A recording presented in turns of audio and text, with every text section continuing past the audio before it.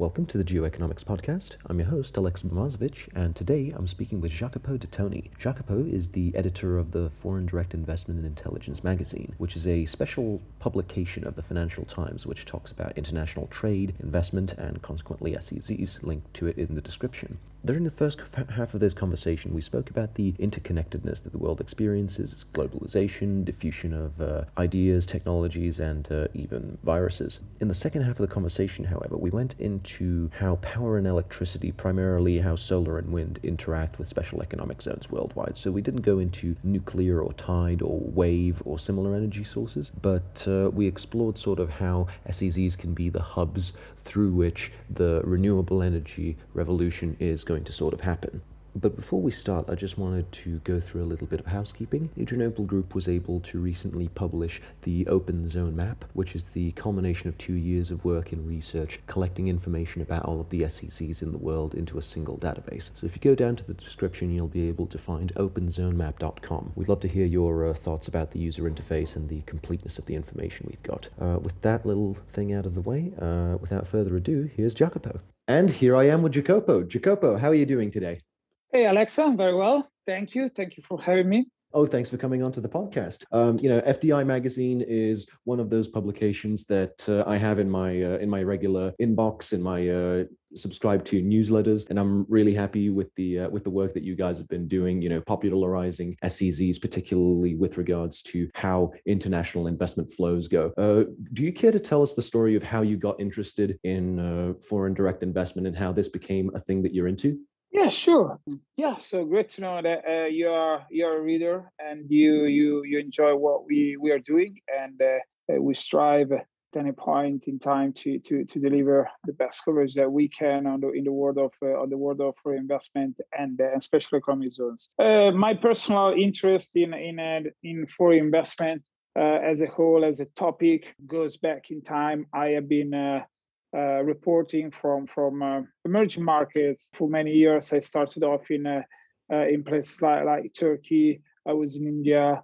Then I moved on to Chile, and then on to again Central Asia, Mongolia, and Kazakhstan. So in each stop, if you may, I was covering different industries in these countries that, bear in mind, we are talking about 10, 15 years ago. So it was right at the height of the commodity boom, following the global financial crisis. And then it was also when I was in Kazakhstan, it was the beginning of the end in a way for in terms of like the whole commodity boom got to an end. And so almost overnight, many of these governments, they found themselves in bad need for a plan B. To be put in place because oil prices collapsed, and so did many other prices for other hot commodities like copper, etc.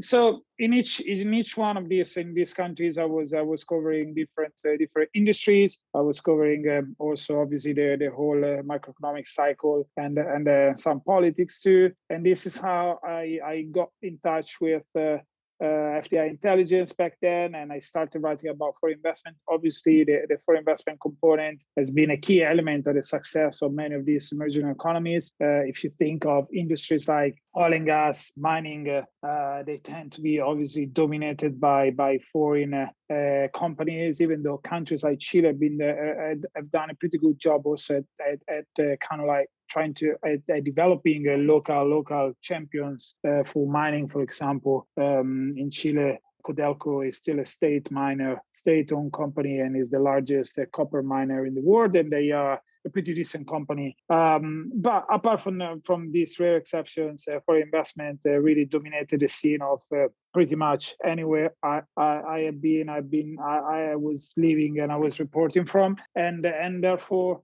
This is how I got into covering more closely patterns of foreign investment, what it means for the host country, what it means for the investing companies, investing countries, and the rest is pretty much history in a way that I joined the FDI intelligence team in London, and then eventually I ended up becoming the editor of the publication. I mean, that's a hell of a story to see. You You've been around for quite a while, so you've seen several sort of market cycles happening in different places in the world. And one of the things that I always thought about was 2008 as the sort of financial bubble first happened in the US, sort of, but then it echoed through other markets worldwide. And it actually took a while for the recession wave to ripple out throughout the world and reach all the different places. I mean, at the time, I was in Serbia, and the time that it took the recession to reach Serbia was probably early 2009, so several months of delay. And in the regions that you mentioned, such as Mongolia or Central Asia, I assume that there was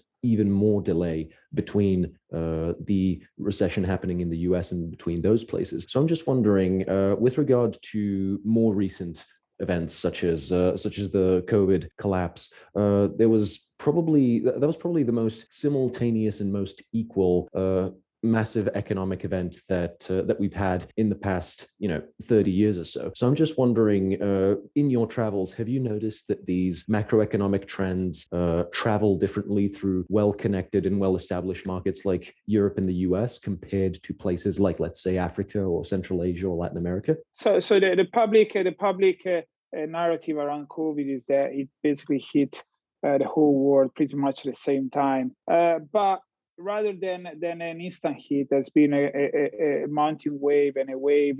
If you think at the very beginning of the crisis, it was a wave shifting westward. So it started off in China. And then I remember it clearly because I'm originally from Italy. And Italy, it started off in China, in Wuhan, obviously. And then I remember Iran was another country that got hit pretty soon and pretty badly.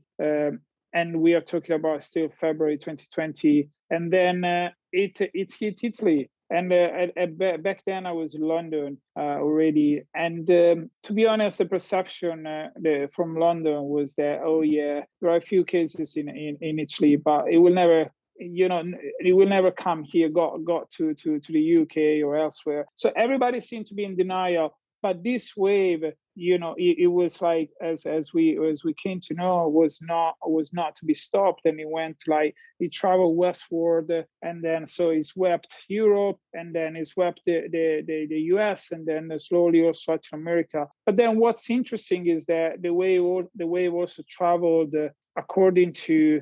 It was very seasonal, very cyclical. We have seen, we by now we know that season really affect the spread of the virus. So, for example, the southern hemisphere now is coming out of a big wave of infection because it's the end of winter, and so you see in places like Latin America or Australia, restrictions are being eased. Whereas here, from our perspective in the UK, although the data is still under control because of vaccines, because largely of vaccines or restrictions, there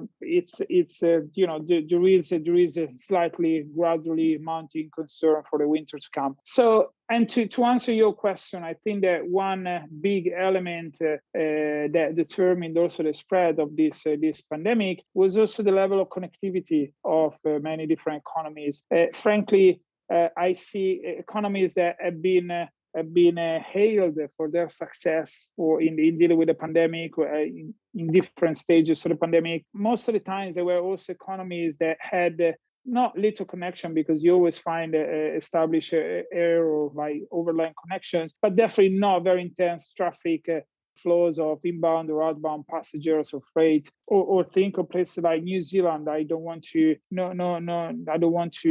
take out anything from their management of the crisis. Has been excellent, but still there is obviously an advantage of being an island and a pretty kind of faraway island, or places in Africa, obviously the economies that maybe are not necessarily that connected with global value chains or global tourism flows. They also had a chance to mitigate the impact of the pandemic, thanks to this sort of like relative isolation, but also other factors. I mentioned already seasons, also obviously demographic factors are an incredibly important factor here.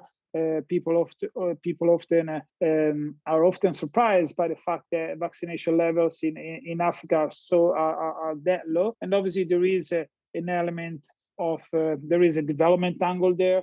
or a purchasing power angle there. Many governments have been constrained in their budgets to buy vaccines, and the international cooperation has been able to fill this gap just so much. But at the same time, African economies, they got demographics with most of the population below 40 years of age, which basically means that very few people are vulnerable individuals towards in the face of COVID-19, which is exactly the opposite of what we face here in Europe. So the world is global. A local crisis like the Wuhan crisis becomes a global pandemic or a pandemic very, very quickly. But still, there are local factors and dynamics that eventually affect how this phenomenon translate into local crisis, or also into a local opportunity if we talk about other sort of more positive experiences. Absolutely. And I mean, the level of connectivity, I think, hearkening back to the book Connectography by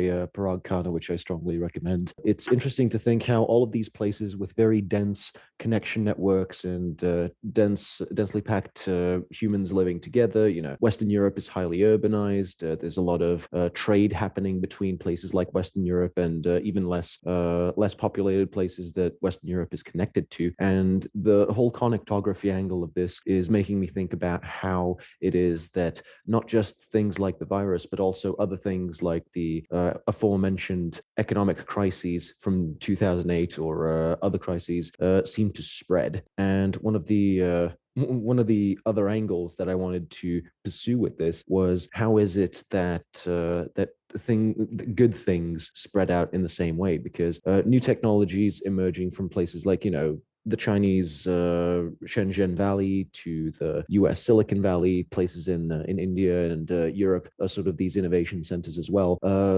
Innovations from these places ripple out, and it's not just the negative stuff that gets rippled out this way. And I'm thinking about when these things spread.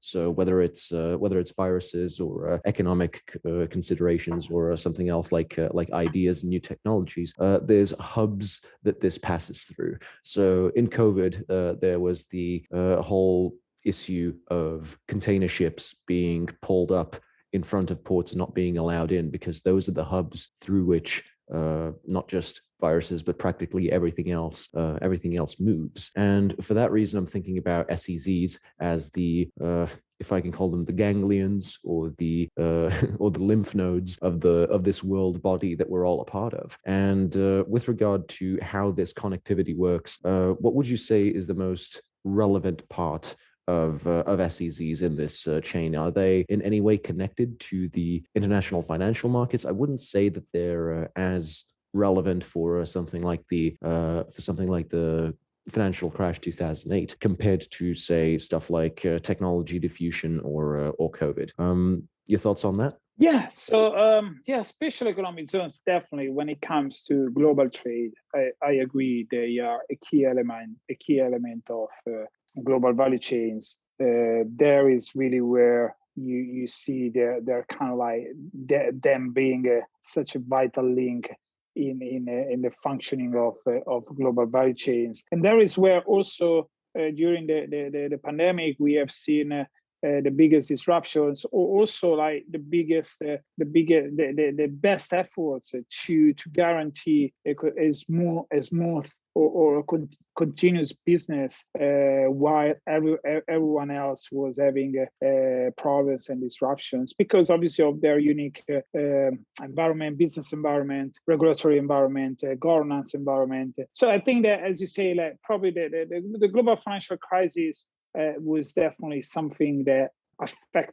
originated in the financial industry. It was kind of like it was the last straw, really. As soon as the real estate market kind of like corrected a little bit, and the bubble sort of like gave signs of being receding, everything burst because it was such a big bubble of financial derivatives, and therefore it was a ripple effect because there was so much leverage in the whole economy, and obviously it called into it forced governments to bail out the financial system, and the budgets went out of control, and then we had to cope with all those years of austerity to kind of like make up for all that money that was spent during those years. Something that it's also interesting to see how everybody now seems to be very wary of mentioning any austerity, even though the amount of budgets that have been made available during the pandemic probably like exceed by far and large those budgets that were used to bail out financial institutions. But austerity at the moment is a taboo word. No wise politician would ever use the word austerity.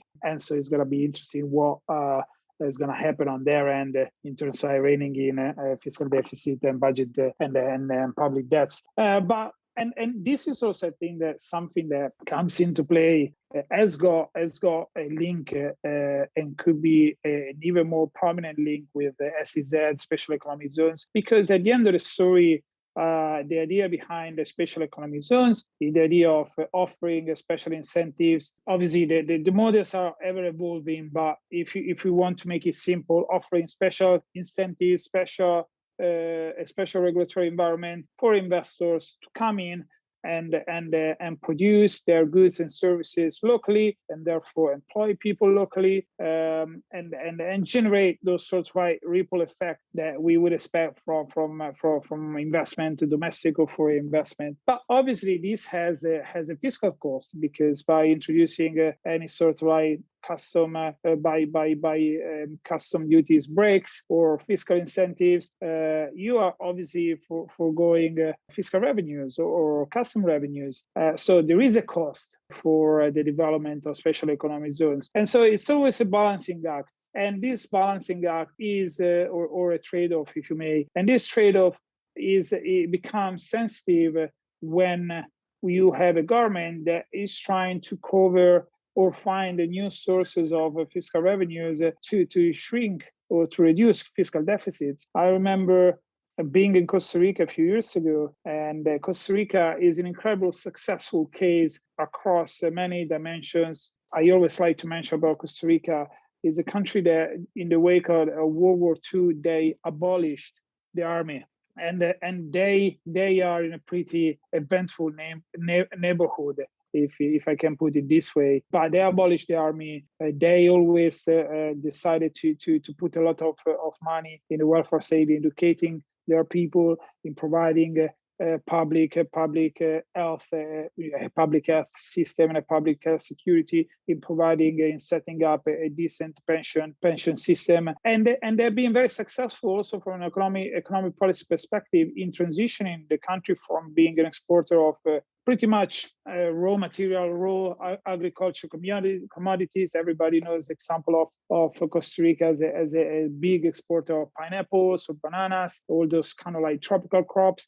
But now, from the 70s onwards, they pulled off this incredible transition. Now their biggest voice of export in terms of value is medical devices. And they managed to do so by really setting up a very compelling special economic zone program. And all these medical devices producers are now located in a handful of free zones around the country, as well as other. Now they are pretty strong in other services, high added value services.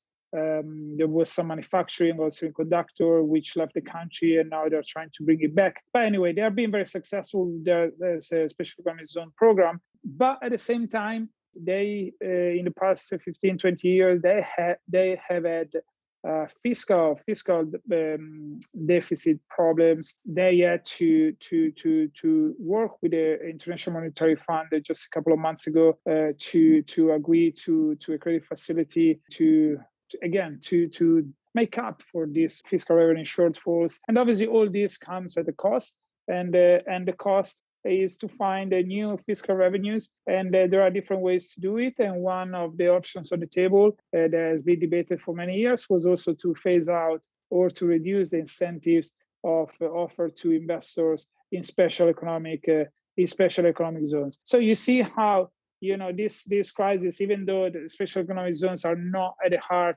of some of these crises, at the end of the story, they are part of the ecosystem, and they can be also affected by this crisis. Absolutely, and I mean Costa Rica, particularly Coyol Free Zone, the one that is sort of the terminus of all of these medical device manufacturing events that have been going on for the past 15 years or so. Costa Rica is a fascinating place to me. Just gorgeous nature. I think that one of the greenest special economic zones that we've ever spoken to. I think it's called the Green Business Park. I'll link to it below. Is also in Costa Rica. It's just a fascinating place. Fantastic surfing as well. On the subject of surfing, you were talking about keeping a good balance and balancing things like fiscal revenue versus regulatory innovation that you're able to achieve with these zones. And I think that the concept of balance, for anybody who surfs, will know what I'm talking about. The concept of balance is something that I'm consistently thinking of when thinking about SEZs and international trade in general, where it seems that all the countries of the world and all the markets of the world seem to exist in this body of water, essentially, where large players like China and the US and the European Union are making these waves, and everybody else seems to be either engulfed by these waves or is able to ride on them. And, you know, eventually the waves made by these giants go around the world and back to where they started, and then the creators of these waves are forced to surf their own, forced to surf in their own wake, as it were. And thinking about everything in terms of these wave vibrations going off. And I'm using a bit of hippie language here, but these waves going off of each other, and everybody having to ride these waves or choosing to jump over them. And this is something that I'll get to in a second. Seems to be the way that international trade is happening. And with regard to jumping over waves, seems to me like a certain development happens in developed markets. You know, coal energy gets devised in the UK and radiates from there into other places. I'm talking like, you know, early 1800s, 1900s, and leapfrogging is, it appears to me, and this is leapfrogging is something that we discussed on the podcast previously. Leapfrogging and jumping over these waves and waiting for the next one that you can catch seems to be the holy grail of what a lot of emerging markets, and particularly SEZs in emerging markets, are trying to capture. You mentioned, for example, the ability of SEZs to transition market from exporting sort of raw commodities in the case of Costa Rica and tropical crops to a more advanced type of manufacturing and a different type of export. Another example that I wanted to go over was the Nkok zone in Gabon, and I may be mispronouncing that, but they were able to quite effectively capture the mineral wealth and natural wealth of Gabon and turn it into sort of this export processing center in Central Africa. Now, a particularly interesting example that I wanted to go over in the latter half of this podcast was energy production, because a lot of these SEZs get a bad rap for being environmentally unsustainable, and for good reason. A lot of these zones go into like coal energy or diesel power, or a lot of this stuff that is just no good for the environment, and you know, fundamentally is an unsafe thing to be operating. One of the things that I noticed was that a lot of zones seem to, especially if they're greenfield zones, seem to be skipping over the old school, you know, coal, combined cycle, diesel, whatever, fossil energy in general, and are trying to go straight to renewables. I was wondering if you have some more thoughts about energy production, particularly electricity in zones, and where you see that developing. Yes, Aleksa, this is a great point. I think that this is the sourcing of your power for any company is really becoming a more and more prominent element of any decision making, either it be from an operational standpoint or decision making of any investment decision. Companies, particularly global companies, publicly listed companies that are accountable to their shareholders, and they will have to implement more and more rigorous ESG, environmental, social, and governance standards moving forward. They are concerned and they are being more selective when it comes to sourcing their power.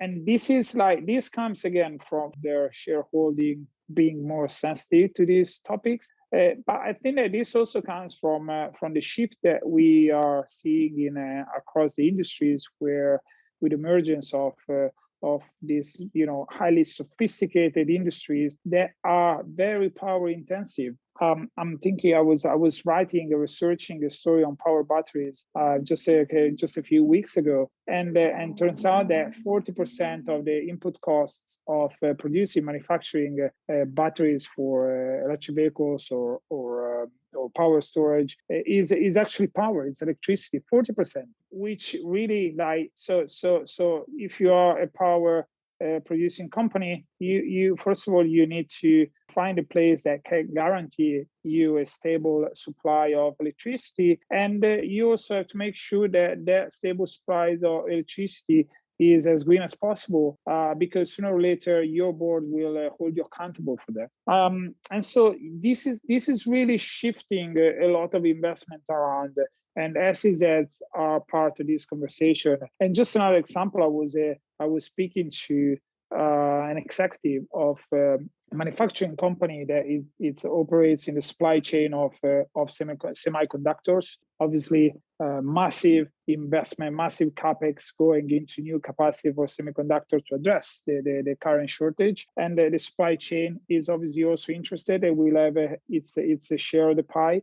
And this company was considering a few new manufacturing sites in East Asia, and eventually they decided to go with a manufacturing site in South Korea because they were the most proactive in guaranteeing them the ability to source their power needs through green power. And they are a British company, so they were sensitive to this particular topic. And so they pulled the trigger accordingly, and they decided to go there because they could source their power needs with green power. So it's really, I think that it's what we are seeing in the past couple of years. It's been a bit of a cultural shift, not just in the way we perceive these topics, but in the way also we price these factors. In the past, I've been reporting for 15 years almost, and sustainable funds, sustainable stocks, sustainable assets is nothing new really. They've been around for many years, but for many years there has always been this perception, oh yeah, they say they are sustainable, but really are they? But nobody really questioned that much. But now the point is that incentives are realigning for companies that invest in sustainable assets, if you're a financial investor, or for companies that source their power through, for example, green power. Obviously, each country is different, but green power is very competitive, particularly in countries where efficiency rates are very high. So it's not just about a cultural shift. It makes a lot of business economic sense for companies to clean up a bit their environmental footprint, because at the more policymaking level, the incentives are finally aligning. So zones are, from the perspective of special economic zones, I think that their ESG profile moving forward will be a more and more important element of their competitiveness and their ability to attract new tenants. And power and energy is a key element in this ESG equation, because again, many of these zones, they are home for manufacturing operations that, as I mentioned, they are more and more power intensive. And if you think like Industry 4.0, this kind of like very highly automated assembly lines, production lines, they all require a lot of power, more than ever, and less labor, unfortunately. But I guess this is the war we're going towards, and it's pretty much irreversible, particularly in certain industries. And so you see zones that are being proactive in trying to, again, also they themselves in trying to market their area, their park, and highlight this ability for tenants to source green power. I think that there are two main ways. If you look at what zones are doing, there are two main phenomena happening at the moment, I believe. There are zones that are trying to produce renewable energy locally. So basically, they develop internal grids and they power those internal grids through renewable energy, either it be solar, wind, and we can dig a bit deeper into that. And there are obviously zones that maybe have got less intentional opportunity to do so, and they strike power purchase agreements with power utilities to purchase green power. And I think that in the obviously the second currency is more straightforward. As long as obviously a zone is connected to the national grid, the national grid has got capacity to accommodate green power production, which is not necessarily always the case in certain geographies. Definitely, Africa has got a big problem in accommodating green power, despite an incredible potential, because green infrastructure there is very poor. Which, on the other hand, creates a big opportunity for zones to develop their own grids, but obviously this is more cost intensive. But if zones eventually decide to go their way, there are different options. I think that the more kind of like a low-hanging fruit for any zone anywhere is really rooftop solar installations. China, I think, is doing things, very interesting things from this in this regards. They several zones they are now promoting what is called building integrated photovoltaics for any new infrastructure that is being built, which basically means that from the design stage of any new building, they are embedding solar PV panels installations on the rooftop, but also on the facades of the building. And this creates obviously a lot of opportunities to produce solar PV power. And in terms of like, it's obviously it's kind of like you will find any sort of estimate and study around the potential of these installations, but data is very fragmented. But there are a few interesting studies out there. One that I was working on with a research institute in India comes to the conclusion that India has got several. I think that they are about 200, if I'm not mistaken, 200 special economic zones in India. Right. And this study said that the potential for the rooftop solar potential is about 1 gigawatt across special economic zones. But if you bring in of 1 gigawatt installed capacity, if you bring in also industrial parks that are not necessarily within a special economic zone framework, that potential goes up to 13.6 gigawatt, which are considerable numbers if you think that at the moment the kind of like off-grid installations that we are seeing in zones that have been proactive in this space, they range between in the megawatt space. Definitely, they are within 100 megawatt. I'm not aware of anyone that is doing anything above 100 megawatt of solar power in special economic zones. For sure. I mean, just to show the listener what the order of magnitude is for the megawattage that we're talking about here. Most thermal power plants are going to be somewhere between 500 to 750 megawatts. One of the things that was notable in the last couple of years is the level of electrification that export processing zones in Bangladesh have been undertaking. A lot of these zones are going to have their own power production facilities because of the industrial production that's going on inside of these EPZs. So a lot of those small power production facilities are going to be somewhere between 50 to 150 megawatts. So reaching a gigawatt, so 1,000 megawatts, reaching a gigawatt in solar production capacity is just an insane number to think about. So I just wanted to show that order of magnitude with regard to electricity production, and then hand it back to you. Yes. So there is a big, and this is just like solar rooftops. I think that it's kind of like there are two. It's a challenge and opportunity. The challenge is, first of all, to source and to supply your tenant space with green power. But opportunity there is to really become a producer of green electricity for the whole grid, if you have a chance to do so. And I think that SEZs are well placed to do so for several reasons. They got, well, not all of them, but big SEZs, they got a bigger land availability. And when it comes to developing solar or like renewable energy, the land availability is often a challenge, because sometimes local communities may have a say on that particular project. Whereas like if a land is made available under a special economic zone regime, most likely is already available for any sort of like economic activity. But then also, obviously, special economic zones, if you look at like a traditional special economic zone, it's also an export processing special economic zones.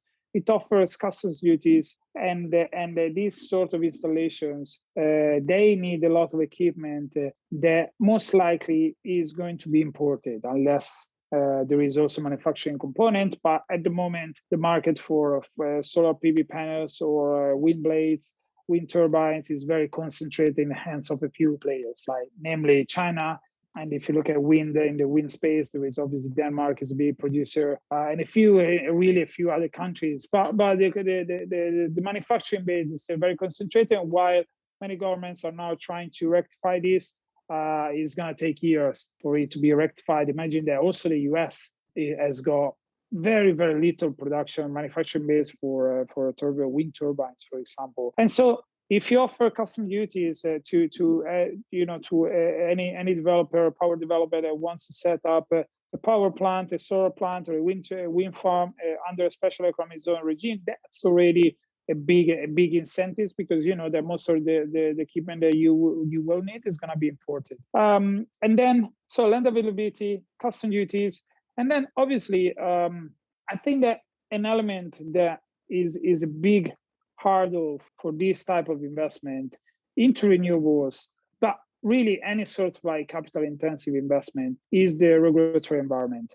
I think, again, I want to emphasize the case of African countries, not because I just want to just say something that probably we already know, but to emphasize the fact that African countries are missing out on an incredible opportunity for solar, for renewable energy. They have, if you look at North Africa, for example, I mean, it goes without saying that they kind of like, they really, the Sahara region has always been a bit of a challenge for any community living in that area.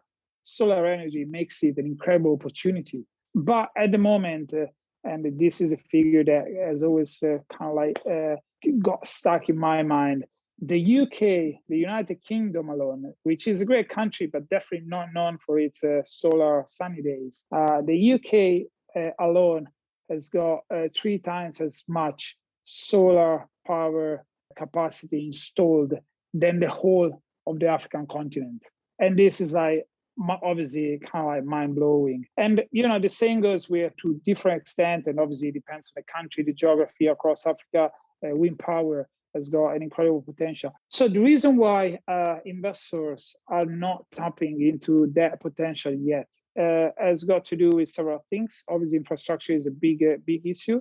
Grids, they need to be very sophisticated to accommodate bigger loads of renewable energy, but also the policy, the regulatory environment, very unstable regulatory environments, very unpredictable regulatory environment, and any power developer that has to sink hundreds, if not billions of dollars in this big scale utility renewable energy projects, they feel very uncomfortable in doing that in a regulatory environment that is unpredictable. This is where special economic zones can come into play, because even within a more unpredictable regulatory environment, they have their own special regulatory environment, their own special, sometimes their own special jurisdiction in the kind of like new generation zones. I think of the Dubai International Financial Center, or all the financial centers that have been born or trying to following in its footsteps, that they got their own jurisdiction, their own courts, their own arbitration courts. So there are different models that can create a level of confidence in the minds of investors.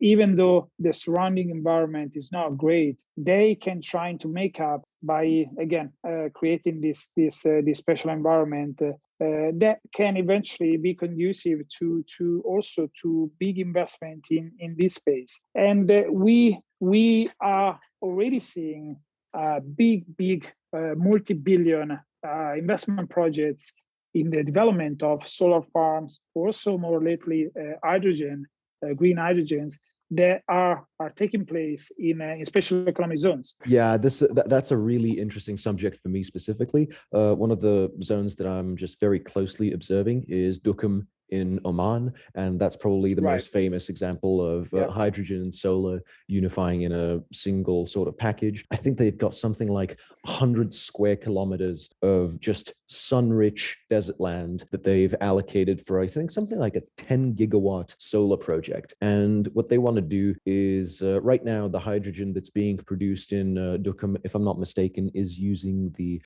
fossil inputs that they are able to secure because of their location, and they're using that for their for hydrogen production. But fundamentally, Duqm is going to be able to mobilize something like 10 gigawatts of energy of solar to just perform mass electrolysis and producing an insane amount of hydrogen in the zone. And for that reason, I'm just paying very, very close attention to Duqm. You know, there are other zones out there that are doing high capacity solar. I think there's Mahaweli in Sri Lanka. They're doing this floating project where they're doing something less. I think it's like 100 megawatts of solar energy out there.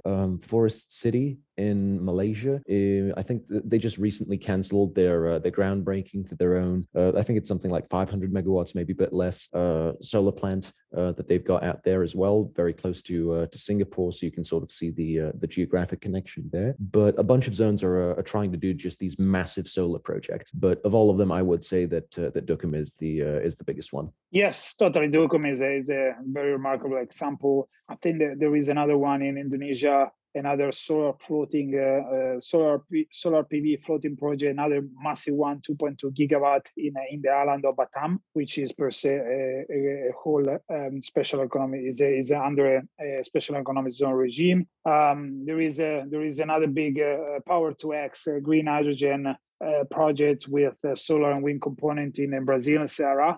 Obviously, these particularly hydrogen projects we are talking of, they will come to fruition between probably 5, if not 10 years. So it's at the moment there are more visions. I think that the whole green hydrogen industry is still awaiting some additional level of validation. But definitely the projects are there, and often they are located in special economic zones, which in that way, if you think like typical export processing zone, they would produce locally mostly goods and re-export them duty free. And the same can happen with energy, with power. It's many zones. They might be in places where demand for power may not be as high as to justify such big investment, but maybe across the border, there is a country that has got big needs for this kind of power. For example, this project in Batam is developed by a solar developer from Singapore, and they are planning to re-export most of the power to Singapore. And again, this goes back to the regulatory framework, because these visions, they can be amazing, they can be really sophisticated, but at the end of the story, you need, as a policymaker, as a government, you need to guarantee a certain level of predictability and stability for these projects to happen. And therefore, also from this perspective, governments can use their leverage to strike purchase power agreements at a certain price, and on top of the typical incentive or instruments that are more typical of special economic zones per se. Yeah, there is definitely a certain irony in the fact that China is the largest fossil fuel polluter in the world and simultaneously the largest investor in renewable energy, I think. Yeah, totally. Okay, so the renewable energy technologies, they become more and more competitive vis-a-vis fossil fuels. But if we look forward, I think that the curve in terms of reducing costs, as for any technology, is going to flatten sooner or later. So this, for example, is also happening in the semiconductor industry. So from the equipment standpoint, we are reaching a point, or we will be reaching a point where you can't make it more competitive any further. I think that moving forward, the name of the game will be efficiency and scale. And this is why we are seeing, for example, so many offshore wind projects being approved by companies in places like in the North Sea, in the UK, and now increasingly also in the east or west coast of the US. Actually, west coast is very new development, but big potential there because offshore wind guarantees a lot of scale and guarantees a lot of efficiency because if you imagine like the waves of the North Sea, they are pretty well known to be pretty thundering and definitely windy. And so if you look at how capital will be allocated for these projects, capital will follow projects that can guarantee scale and efficiency. This is why, if we go back to North Africa, for example, I suspect that places like Morocco, Egypt, and if they're able to get their act together, also Algeria and other countries, they can become really big exporters of solar power. And this is just an example. There are many other countries that can do the same. We have seen already a lot of investment going into Latin America. So we will probably see less of that subsidy-seeking investment in renewable or in wind or solar that we have seen in the past 15, 20 years. Again, if you think that there is so much solar power in the UK, and I guess efficiency level must be so low compared to what you can achieve in the Sahara or in the Gobi Desert in China, Mongolia, and also wind has been more efficient, but there are countries that are just like starting now. As I mentioned, the US, they've just recently opened the possibility for offshore wind development in the West Coast. Surprisingly, and this probably kind of wouldn't resonate that well in the minds of many European policymakers, but Russia seems to have the biggest offshore wind potential across European countries. So if people think that Russia will be out of the picture as we phase out fossil fuels, well, it might not be the case. It looks like the future of SEZs is going to be inextricably linked to the future of energy. And the future of energy, as you mentioned, seems to be renewable and going green. And it seems to me like once it goes green, it doesn't go back. It's a very sticky thing with these SEZs, similar to how once a country starts developing SEZs, it's a Pandora's box that one can't really close. I'm really interested to see what's going to develop with energy and SEZs in the next 10 to 15 years or so. That's usually the time frame that I'm looking at for a lot of this stuff. Do you have any closing thoughts on what we spoke about today? I think that I want to be a bit provocative here. I think that SEZs moving forward, or at least like in the foreseeable future, there is still a place for fossil fuels, and SEZs may become the place to keep some of this fossil fuel baseload capacity up and running, because for as much as the global economy seems to be going in the direction of green energy, green power, the need for baseload energy is incredibly high. You mentioned the case of China, and the case of China is a business case because while they are increasing tremendously their capacity of renewable energy, they are also keep increasing their capacity in coal and other fossil fuels, LNG, because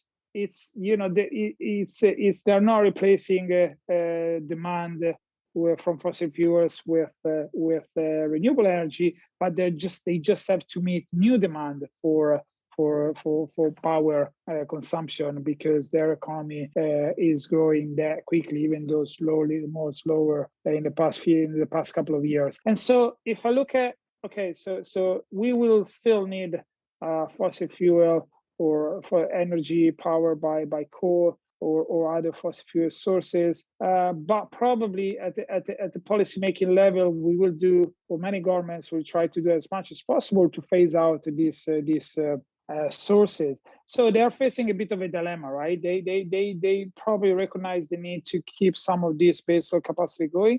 At the same time, they'll probably try to do as much as possible to phase it out. And so SEZ this is where SEZ can come into the picture in a way that they might be willing to keep some of the old some incentives up for traditional baseload capacity within SEZs, which kind of in a way defies what we have discussed so far. But this is more kind of like a realistic consideration in a way that, again, we will still need some of that capacity, but the regulatory environment will be tweaked in a way that capacity is going to be phased out. So how do we handle the transition? Maybe we can leverage some of the SEZ tools to keep some of the baseload capacity within special economic zones. I'm a romantic-minded individual, so how I see that being is something like 50 years from now, we're going to have special economic zones in which these artisanal mechanics are still tinkering around with diesel engines for something like race cars or something of that nature, and that is the last stand of the fossil fuel industry. But obviously, on that bombshell, it's just a challenge to think about where all of this is going to happen. Maybe we'll be in the exact same place as we are right now 50 years from now, no way to tell. But if we want to find out more about the ideas that you've got, Jacopo, and all of the places that you get published and where your thoughts are coming from, what are some good places to find you online? Okay, so you can find us at FDI as a foreign direct investment intelligence.com. So again, it's FDIintelligence.com. Or you can find me on Twitter at Dettoni, or on LinkedIn, Jacopo Dettoni, and I'll be happy to connect with whomever wants to connect. Awesome. Thank you so much, Jacopo, for today's conversation. I think it was extremely interesting to anybody who's a user of electricity, which is quite a lot of us. And if you want to find us, we're at adrianoplegroup.com. You can find us on Twitter as well at Geoeconomics Pod. And if you want to subscribe to us on YouTube, you can do that, or find us wherever you find your podcasts, on Stitcher, Castbox, iTunes, or other places that you find your podcasts. Another thing that we quite recently launched and that Jacopo was present for is the Open Zone Map, which is a collection and interactive map of all of the SEZs in the world. So we're really excited to have launched that. Jacopo, it was a real honor to have you present for the launch of that map, and you can find it open source, available for anybody who wants it at openzonemap.com. You were listening to the Geoeconomics Podcast. I want to thank you for your time, and we'll see you on the next one.